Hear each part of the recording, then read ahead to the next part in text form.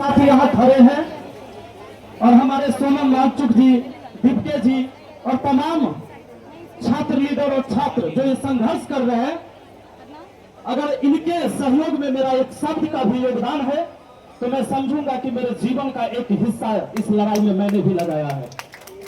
साथियों, पिछले 1 महीने से लगातार ये आंदोलन चल रहा है। सोनम वांगचुक जी लगभग 20 दिन से भूख हड़ताल पर हैं। ये जंतर मंतर और पार्लियामेंट ज्यादा दूर नहीं है। पूरा देश ये जान चुका है कि मुद्दा क्या है। जहां 22 से अधिक छात्रों की जान गंवाए हैं वो छात्र थे जो हमारे देश के कोहिनूर थे, लेकिन ये खबर हमारे पार्लियामेंट तक नहीं पहुंच रहा है। वजह क्या है? जो नेशनल मीडिया है वो चाटुकारी करने में लगी हुई है, जिसका काम था ये मुद्दे की जो बात है सत्ता में बैठे हुए लोगों के कान तक पहुंचाए। तो वो सवाल ये करता है कि 60 साल के सोनम वांगचुक जी भूख हड़ताल पर हैं, दीपके काहे नहीं है? दीपके भूख हड़ताल पर काहे नहीं? मुद्दा उसका यह है, वो जो 22 बच्चों ने सुसाइड कर लिया, यह मुद्दा उस हरामखोर का नहीं, ये पीका हुआ पत्रकार का है। उसका मुद्दा यह है कि जंतर मंतर पर जब छात्र जाते तो खाना खाते हैं, उसके गार्जियन जा रहे तो वहां खाना खा रहे हैं। अरे हरामखोर, तू तो पूरा केस को निगल गया। शर्म आनी चाहिए तुझे।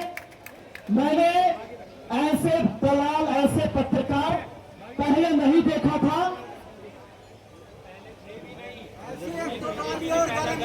चलने तो कोई दिक्कत नहीं है। नहीं मैम, मैं तो देख रहा हूं इनकी हरकत तो ऐसी है इनकी। ये लगातार ऐसे बयान देते हैं कि सरकार के तरफ से बोलने के लिए इनको रखा गया है। ये देश की तरफ से नहीं है, ये सरकार की बातें बोल रहे हैं। हमारे देश के शिक्षा मंत्री को इस बात से कोई मतलब नहीं है, सरकार को कोई मतलब नहीं है कि भाई हम अपनी कोई टीम भेजे। कहता है कि भूख हड़ताल कौन करवाएगा? तो दीपके भूख हड़ताल करवाएगा। यह हमारे देश के सरकार का काम नहीं है। पत्रकार मीडिया इस तरह से बिक चुकी है। अच्छा, एक चीज और हम सुने हैं, कहता है कौन सी कि 300-400 आदमी के जंतर मंतर पर जाके अगर शिक्षा मंत्री को हटा दिया जाए, केंद्रीय मंत्री को हटा दिया जाए, तो ऐसा आंदोलन तो डेली होता है। तो ऐसे में तो सारा बदल जाएगा मंत्री सब। अब जरा सोच के देखिए, अमीर लोग बोलेंगे नहीं क्योंकि उनका अपना धंधा है, बिजनेस है, सरकार से उनको डर है, तो उनका बिजनेस न चौपट हो जाए, ईडी और सीबीआई उनके पीछे न लग जाए। अमीर लोग बोलेंगे नहीं, सेलिब्रिटी बोलेंगे नहीं, और गरीब आदमी को बेचारा राशन और शौचालय से ऊपर उठ नहीं सकता है। तो और रही पत्रकार की बात, जो नेशनल मीडिया है वो खुद बिक गया है, तब अमीर आदमी नहीं बोलेगा, गरीब आदमी के बोलने की बेचारे की ताकत नहीं है। पत्रकार बिकिया चुका है, तो 300-400 आदमी नहीं यहाँ आएगा। तो 300-400 आदमी जो देश के लिए लड़ रहा है, इसका तो कम से कम मनोबल मत तोड़ो तुम। तो साथियों, आज व्यवस्था इन्होंने ऐसे बना दिया। और यहाँ मैं बार बार एक चीज कहता हूँ कि हमारे पुलिस प्रशासन है यहाँ पर, मैं उनसे भी एक सवाल पूछूंगा। आपके भी बच्चे पढ़ते हैं, कोई नेता अगर चोर साबित हो जाए और जनता ये बता दे कि ये नेता चोर है, आप उसका कुछ नहीं बिगाड़ सकते। लेकिन एक चोर नेता कह दे कि जनता के ऊपर लाठियां बरसाओ, तो आप लाठी बरसाएंगे और इसे उठाकर जेल में बंद कर देंगे। तो ये हमारी पुलिस सरकार के लिए है या जनता के लिए है? लेकिन मैं उन पुलिस के जवानों से भी कहूंगा कि ये जो 400, 500, 1000, 10,000 लोग लड़ाई लड़ रहे हैं, ये आपके बच्चे के भविष्य के लिए भी लड़ रहे हैं, ये अपने लिए नहीं लड़ रहे हैं। यहाँ जो लोग अपने परिवार को छोड़कर यहाँ आए हैं और लड़ाई लड़ रहे हैं, ये सबके हिस्से की लड़ाई है। इसी के साथ मैं अपनी बात को समाप्त करूंगा और भारत माता की जय, भारत माता की जय, जिंदाबाद। बहुत धन्यवाद सर।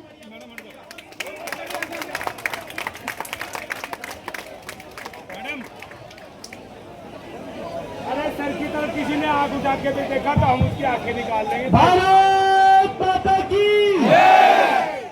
आवाज कम कम लग रही है, थोड़ी एनर्जी कम क्यों? आज तो मौसम भी अच्छा है। भारत माता की, भारत माता की, इनकलाब जिंदाबाद, इनकलाब जिंदाबाद। आराम से भाई, आराम से। आज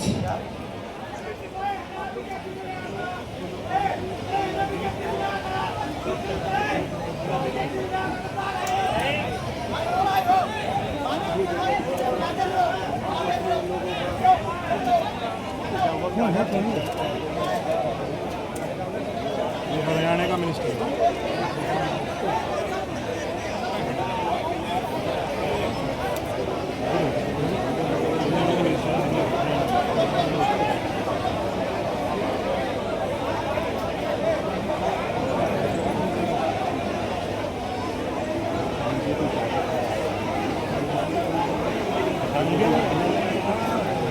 भाई भाई ये भाई छोटे पड़ गए।